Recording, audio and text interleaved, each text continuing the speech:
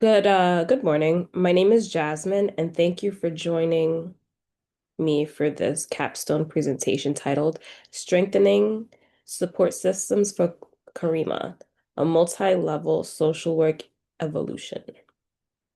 This presentation is grounded in my previous evaluation proposal outline and reflects the critical thinking assessment and advocacy skills developed throughout my MSW program.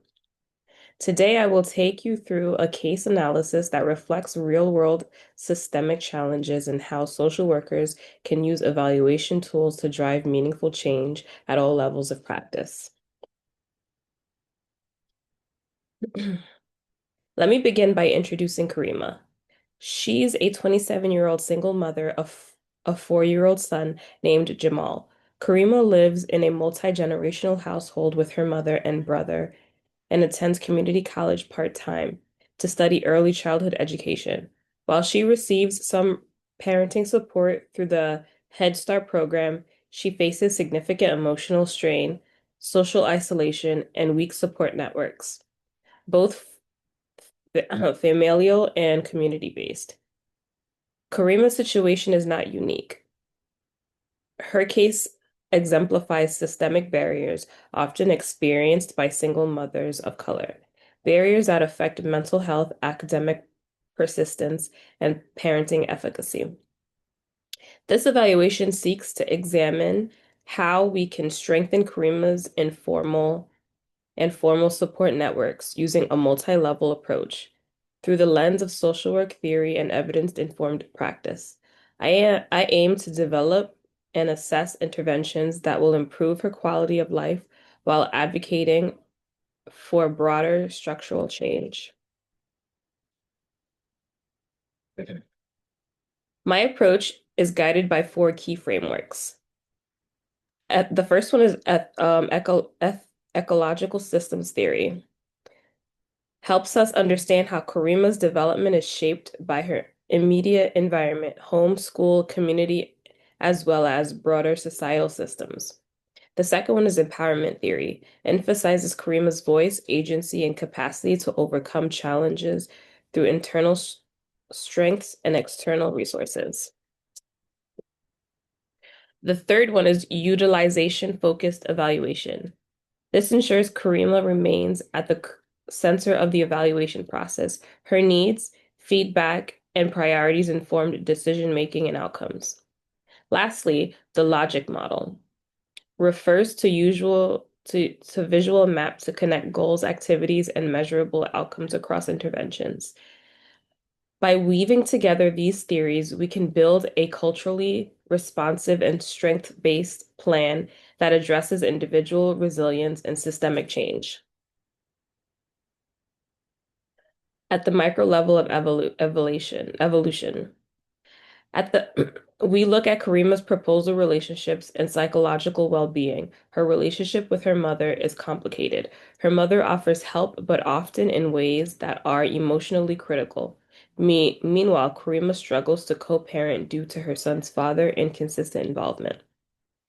To evaluate the impact of interventions, I propose the use of validated tools like the Perceived Stress Scale and Parenting Stress Index, alongside journaling and reflective practices. Some expected outcomes include reduced stress, improved communication, and increased parenting confidence.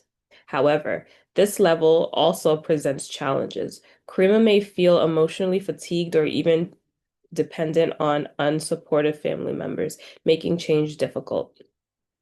Nevertheless, we can build self-efficacy over time to focus on therapeutic counseling, healthy boundary setting, and parenting support, laying the foundation for her growth and empowerment.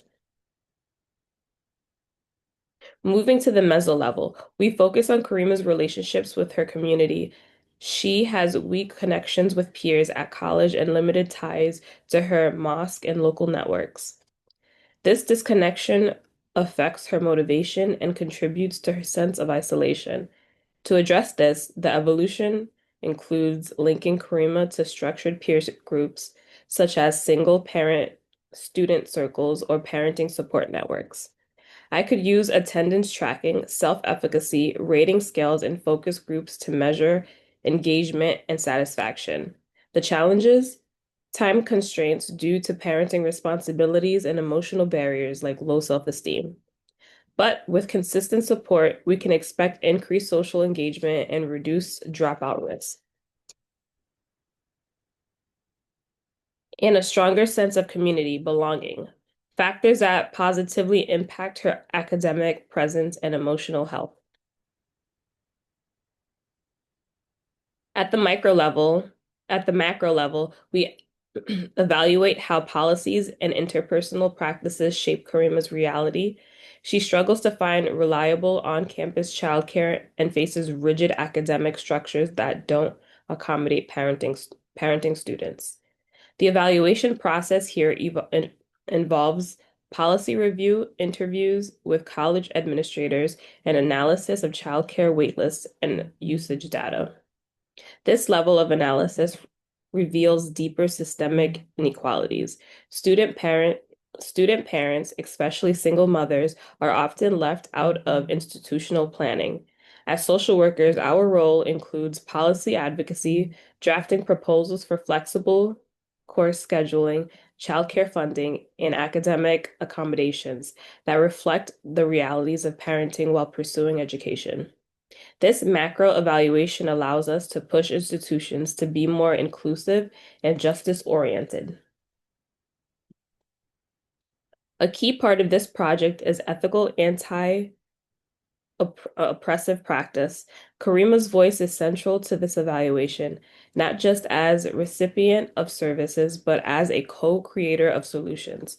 I practice cultural humility, acknowledging her Afro-Caribbean heritage and religious identity, while being mindful not to impose my values. This project upholds the NASW Code of Ethics by promoting client dignity, confidentiality, and self-determination. I also reflect on my own biases, power, and privilege, asking, how do I show up in the space and am I being truly inclusive?